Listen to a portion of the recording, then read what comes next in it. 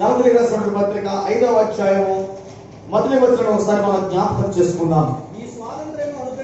ఈ స్వాతంత్రము అనుగ్రహించి క్రీస్తు మనల్ని స్వతంత్రులుగా చేసి ఉన్నాడు.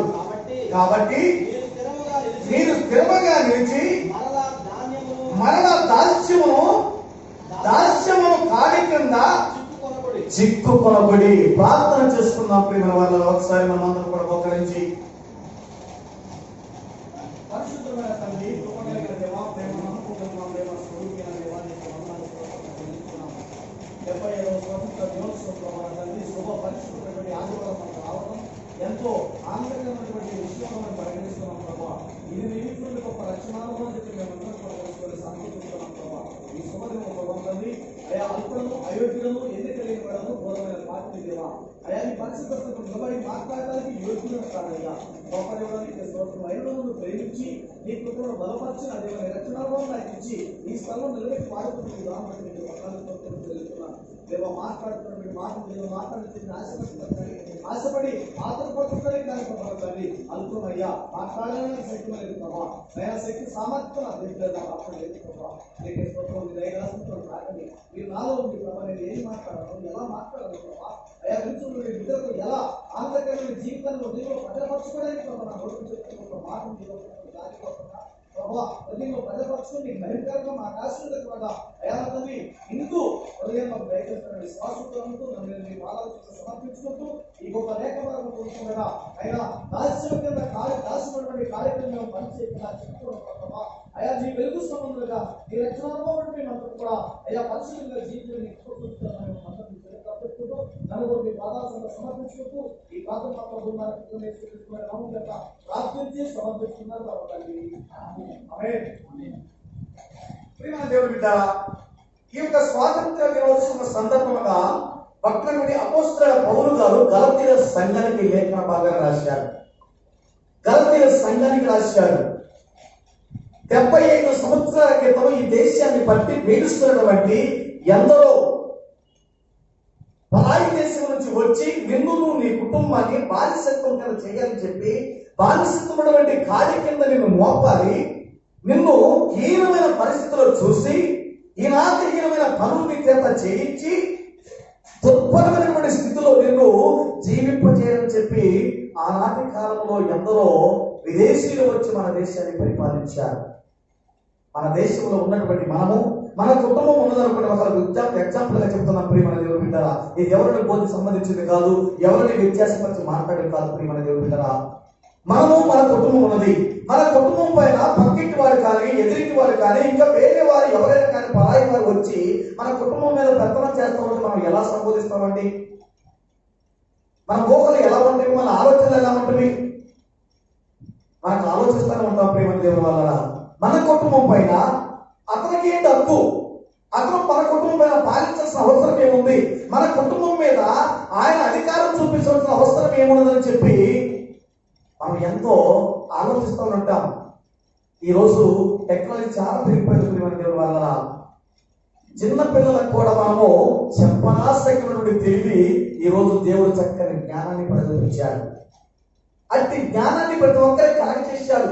నీ కుటుంబం బానిసత్వం నుంచి విడిపోవాలి, రక్షణకరమైనటువంటి శుభదినము నీకు రావాలి, రక్షణాత్మక అనుభవం నీకు రావాలి, స్వేచ్ఛకరమైన జీవితాన్ని నువ్వు జీవించాలి, స్వేచ్ఛగా నువ్వు నీ జీవితాన్ని నీ కుటుంబాన్ని పోషించుకోవడానికి ఇది ఒక శుభతరుణం అని చెప్పి దేవుడి యొక్క చక్కని లేఖన భాగాన్ని గలతీయుల సంఘానికి వివరించాడు.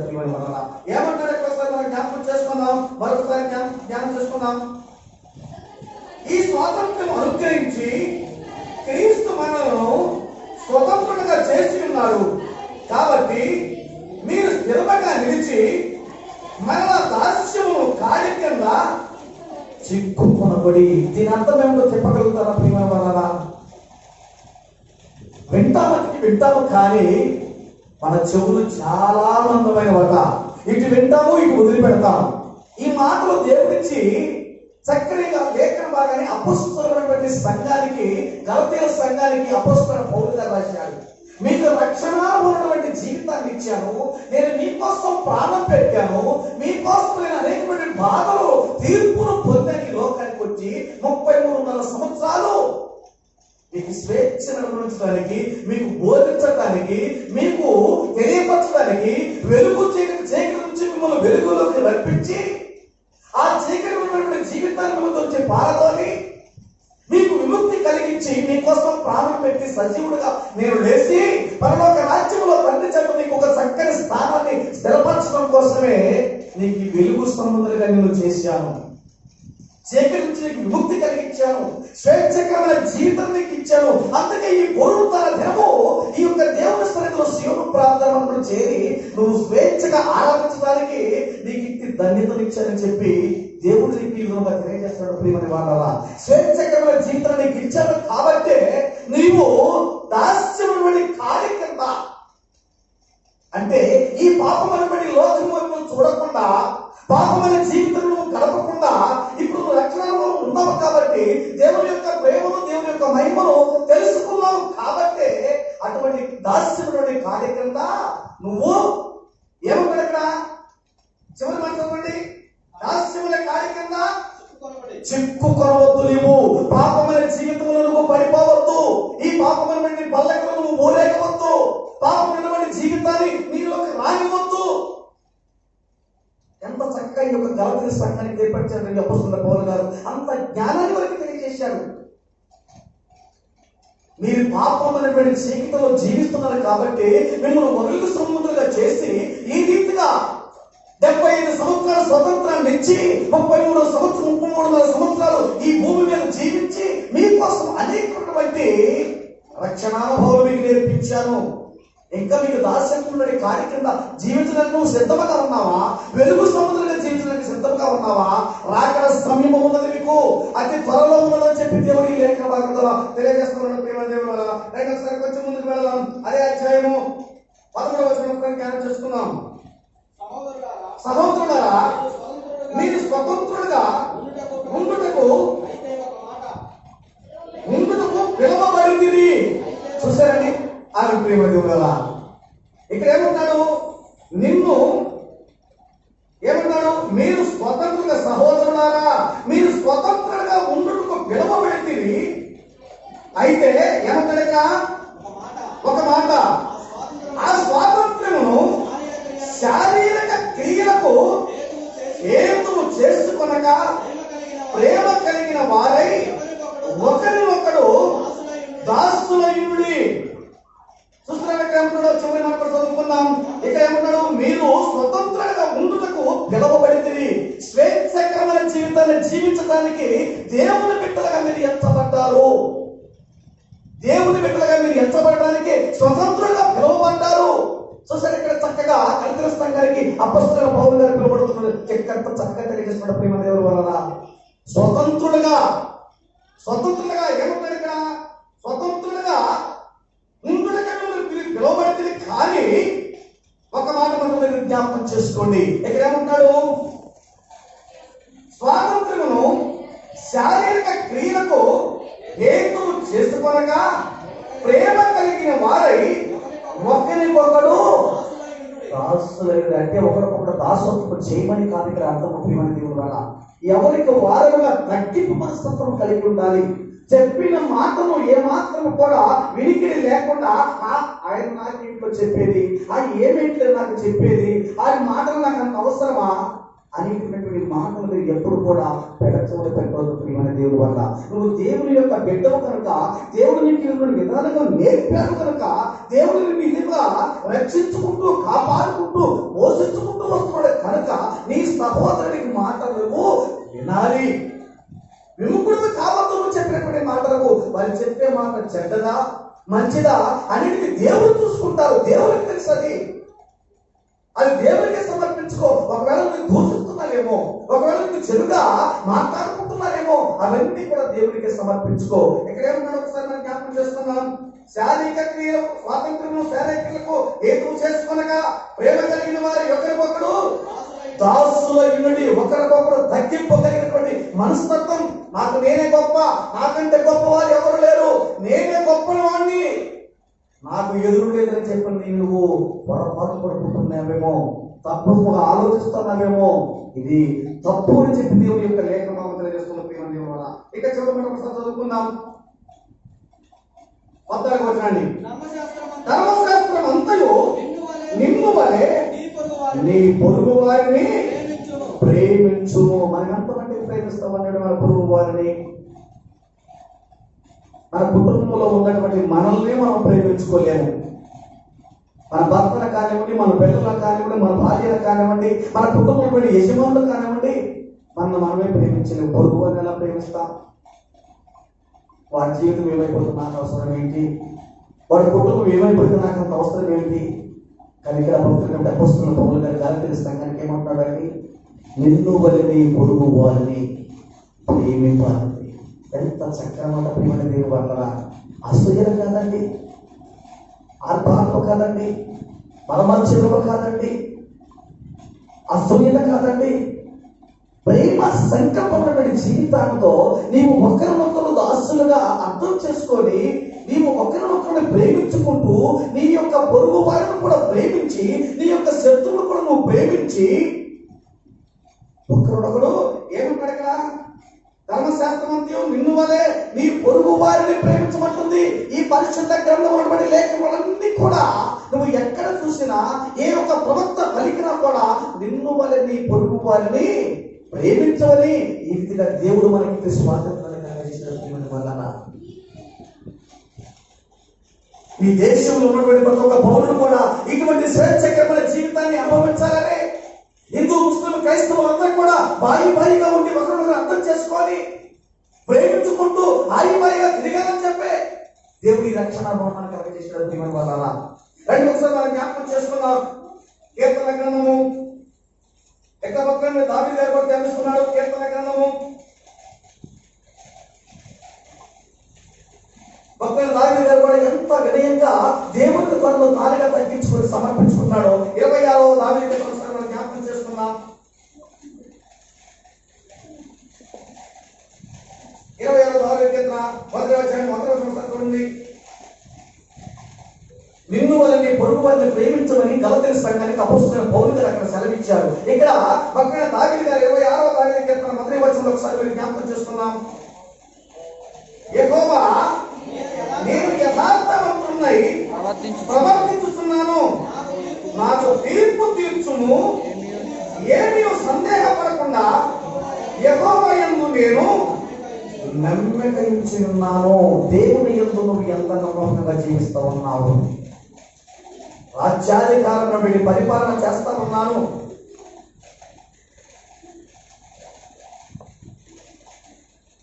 అంత ఎత్తుగా ఉండి గొలియాతును చంపాను, సింహాన్ని చంపాను, ఎలుగుబంటును చంపాను, గొర్రెల కాపరిగా ఉన్నటువంటి నన్ను తీసుకువచ్చి రాజ్యాధికారంలో నిలిపావు.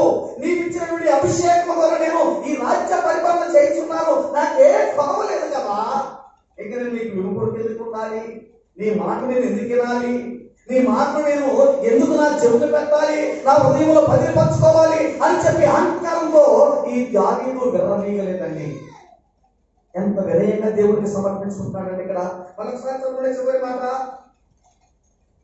26వ వచనంలోని ఏమీ సందేహపడకుండా యెహోవా యందు నేను నమ్మిక ఉంచి ఉన్నాను. 2వ వచనము యెహోవా నన్ను పరిశీలించుము, నన్ను పరీక్షించుము అంటున్నాడు. నా దగ్గర ఎక్కడైనా లోపం దొరుకుతుందేమో, నన్ను ఏ వ్యక్తి చూపటానికి ఎవరైనా నన్ను నీకు నా గురించి ఎందరూ నీకు చెప్పినా నాకెక్కడైనా ఏ కొంచెమైన నీలో నూలంతైనా ఆవగిందంతైనా పరీక్ష, అవమానము, అస్పృశ్యత, నా దగ్గర అవమానకరమైన జీవితాన్ని నీకు కన్నీటిని పెట్టించినటువంటి, నీకు అవమానకరమైనటువంటి, నీకు విరోధకరమైనటువంటి జీవితం నా దగ్గర ఉన్నదేమో ఒక్కసారి నన్ను పరీక్షించుకుంటున్నాడు. చూసారు ఎంత గొప్ప ధన్యత యొక్క దావీదుకి ఇచ్చారండి. ఏమన్నాడు ఒకసారి మనం ధ్యానం చేస్తున్నాం. ఈ యొక్క మాటను బైబిల్ చదవగల మనం ప్రతి ఒక్కరు చదవాలండి. ఏమన్నాడు 2వ వచనంలోనే యెహోవా నన్ను పరిశీలించుము, నన్ను పరీక్షించుము. నన్ను పరీక్షించయ్యా, నేను ఎటువంటి జీవితాన్ని జీవిస్తున్నానో, నాకు నువ్వు రక్షణ అనుభవాన్ని కలగచేసావయ్యా, రక్షణ స్వేచ్ఛను నాకు ఇచ్చావయ్యా, నీ ప్రేమను నాకు పంచావయ్యా, నన్ను నీ వెలుగులో నడిపించడానికి, నీ యొక్క కృపలో నేను జీవించడానికి ఎంత గొప్ప ధన్యత నాకు ఇచ్చావయ్యా. నన్ను పరీక్షించయ్యా. నా దగ్గర నేను తప్పుడు అడుగులు వేస్తున్నానేమో, చెడుగా మాట్లాడుతున్నానేమో, చెడు నుండి ప్రవర్తన నేను ప్రవర్తిస్తున్నానేమో, నీకు విరోధకరమైన జీవితం నేను జీవిస్తున్నానేమో, నన్ను పరీక్షించయ్యా. ఇక్కడ పరిస్థితి దావీదు ఎంత వినయంగా దేవుడిని సమర్పించుకున్నాడు. రండి ఒకసారి మనం జ్ఞాపకం చేసుకుందాం. అదే వచనం చివరి మాటలు, 2వ వచనం చివరి మాటలు, నా అంతరంగమును నా హృదయమును పరిశోధించుము. 3వ వచనము, నీ కృప నా కన్నుల ఎదుట నుంచుకొని ఉన్నాను, నీ సత్యమును అనుసరించి నడుచుకొనుచున్నాను, పనికిమైన వారితో నేను సాంగత్యము చేయను, వేషధారులతో పొందు చేయను, దుస్తుల సంఘము నాకు అసహ్యము, భక్తజీవులతో సాంగత్యము చేయను. నాకు విరోధముగా, నీకు విరోధముగా నీ మాటలు ఎక్కువగా చెప్పి, నీ మాటలను, నీ నామాన్ని అవమానపరిచే వారితో నేను స్నేహం చేయను. ఇటువంటి సంఘాలు ఎన్నో ఈ లోకంలో ఉద్భవించాయి. నీ నామాన్ని బట్టి, నీ ప్రేమను బట్టి అనేకులను స్తుతిస్తూ ఉన్నారు, కానీ నీ నామాన్ని అవమానపరిచేవారు చాలా మంది ఈ లోకంలో ఉన్నారయ్యా. అటువంటి వారితో నేను సాంగత్యం చేయకూడదయ్యా, అటువంటి వారితో నేను స్నేహం చేయకూడదయ్యా, అటువంటి వారితో నేను విందు విలాసంలో పాల్గొనకూడదయ్యా. వినయంగా దావీదు గారు దేవునికి సమర్పించుకుంటున్నాడు. రండి ఒకసారి మనం జ్ఞాపకం చేసుకుందాం, కొంచెం ముందుకు వెళ్దాం. యోహాను సువార్త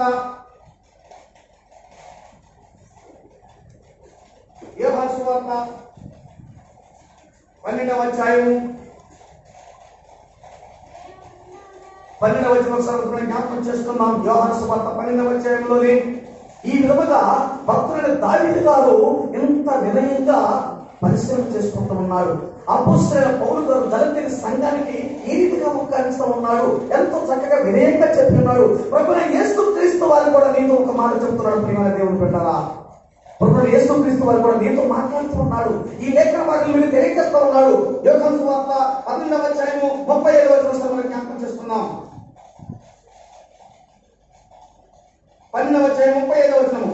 యేసు ఈ మాటలు చెప్పి, 12వ అధ్యాయం 35వ వచనము, అందుకు యేసు ఇంత కొంతకాలము వెలుగు మీ మధ్య ఉండును, చీకటి మిమ్మును కమ్ముకొనకుండానట్టు మీకు వెలుగు ఉండగానే నడుగుడి. చీకటిలో నడుచువాడు తాను ఎక్కడికి పోతున్నాడో ఎరుగడు. చూస్తారండి, ప్రభువైన యేసుక్రీస్తు వారి స్వయంగా ఈ లేఖన భాగాన్ని మీకు వివరిస్తూ ఉన్నాడు ప్రభువైన యోహాను గారి ద్వారా. ఇంకా కొంతకాలమే ఉన్నది నేను ఈ భూమి మీద రావడానికి. చూసారండి, దేవుని బిడ్డలమైన మనము, రక్షణ అనుభవం కలిగినటువంటి మనము, ప్రతి ఆదివారము యొక్క దేవుడి ఇచ్చినటువంటి శరీర రక్తమాంసంలో పాలు పంపులు పొందుకున్నటువంటి మనము వెలుగు సంబంధులుగా జీవిస్తా ఉన్నామా, ఇంకా చీకటిలోనే ప్రయాణం చేస్తా ఉన్నామా? భక్తుడు యోహాను గారి ద్వారా దేవుడు చక్కని లేఖన భాగాన్ని వివరిస్తున్నాడు. ఏమంటున్నాడండి? అందుకు యేసు ఇంకా కొంతకాలం వెలుగు మీ మధ్య ఉండును. కొంతకాలమే మీకు వెలుగు ఉంటుంది, కొంతకాలమే ఉంటుందండి. ఎక్కువ సమయం ఉండేది కాదు, ఎక్కువ కాలం ఈ వెలుగు మీ మధ్య ఉండేది కాదు. నువ్వు వెలుగులో నడవడానికి నేను ఎంతైనా జీవించగలుగుతాను, ఎంతైనా ప్రయాసపడతాను, పరిగెత్తగలుగుతానని చెప్పి నువ్వు ఆరాటపడుతున్నావేమో, ఆశపడుతున్నావేమో. జాగ్రత్త ప్రియమైన దేవుని బిడ్డలారా, కొంతకాలమే ఉంటుందట.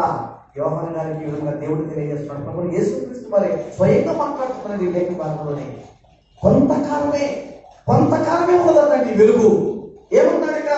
కొంతకాలమే వెలుగుతుంది, వెలుగు మీ మధ్య ఉండదు, చీకటి మిమ్మును కమ్ముకొనకుండానట్టు మీకు వెలుగు ఉండగానే నడుగుడి. వెలుగు ఉన్నంతసేపే నువ్వు ఎంత ప్రయాసపడ్డా నువ్వు పొందాక పనికి పెడుతున్నావు. దేవుని ద్వారా వెలుగు ఉన్నంతసేపు నువ్వు ఎంత కష్టపడినా పని చేయగలుగుతావు. చీకటి కమ్మితో నువ్వు పని చేయడానికి అవకాశం ఉంటుందా? ఒక చిన్న ఉదాహరణ, రాత్రికాల సమయంలో మనం పని చేసుకుంటూ ఉంటాం. పని చేసే సమయంలో కరెంటు పోతే మనం ఎన్ని ప్రయాసాలు పోస్తామండి. కరెంటు పోతే ఈ కరెంటు పోడదని బుద్ధి తీసిందేంటి? ఈ పని చేసుకునే సమయంలో ఏమీ గట్టి కనపడలేదా? చిన్న గుడ్డి దీపముతోని పని చేసుకుని జీవించిన నీవు ఇలా బహిరంగమైనటువంటి వెలుతురు నీకు కనిపిస్తా ఉంది. ఈ కరెంటు కొద్దిసేపు పోతే నీకు ఎంతో చీకటమైపోతా ఉంది నీ జీవితం. ఈ చీకటమయమైన జీవితంలో నువ్వు ప్రవేశించక ముందే చీకటి పోతే నువ్వు ఎక్కడికి నడవలేవు. చీకటిలో నీకు దారి దొరకదు. చీకటి నువ్వు ప్రయాణం చేయాలన్నా కూడా నువ్వు అడుగు పెట్టాలని చెప్ప నువ్వు ముందు గొయ్యుందో నెయ్యుందో ముళ్ళు ఉన్నాయో నీకేమీ కనపడవాలి చీకటిలో. ఈ వెలుగు ఉండగానే నువ్వు చక్క పెట్టుకో. నువ్వు వెలుగు ఉండగానే పరీక్షించుకో. వెలుగు ఉండగానే నిన్ను నువ్వు జ్ఞాపకం చేసుకో. నీ జీవితాన్ని పరిశీలన చేసుకో అని చెప్పి యేసుక్రీస్తు వారి యొక్క యోహాను గారి ద్వారా ఇక్కడ తెలియజేస్తున్నాడు. ఏమో కొంచెం ముందు పడదాం. అదే 30వ వచనం. చీకటిలో నడిచేవాడు తాను ఎక్కడికి పోవచ్చున్నాడో ఎరగడు. చీకటిలో ప్రవేశించేవాడు నడిచేవాడు ఎటు వెళ్ళిపోతున్నాడో ఏ దారి పోతున్నాడో వాడికి దారి తెలియదు. నువ్వు సరాసరి దేవుని యొక్క మందిరానికి రావడానికి దేవుడు ఎంత చక్కని మార్గం నీకు వెలుగు సంబంధులుగా చేసి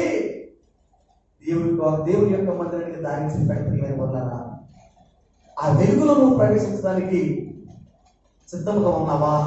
దారి తప్పి చీకటిలో వెళ్ళడానికి నువ్వు సిద్ధంగా ఉన్నావా? నువ్వు పరీక్ష చేసుకున్న సమయం ఆస్తున్న రండి ఒకసారి మనం జ్ఞాపకం చేసుకున్నాం. కొంచెం ముందుకు వెళ్దాం. అదే అధ్యాయంలోని 47వ వచనం చూసుకుందాం.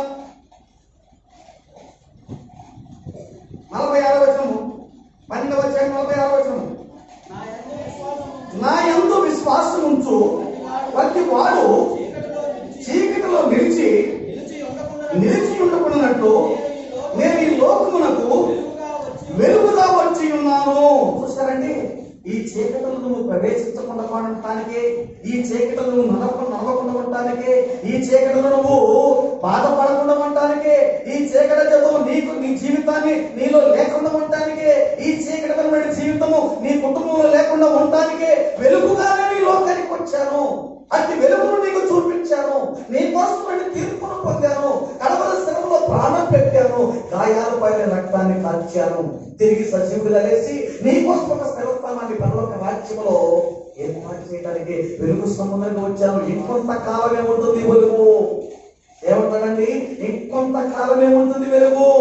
ఈ చీకటి రాకముందే, ఈ చీకటిలో నువ్వు ప్రవేశించక ముందే ఈ వెలుగు ఉన్నంత సేపే నువ్వు జాగ్రత్త పడుకుంటున్నాడు.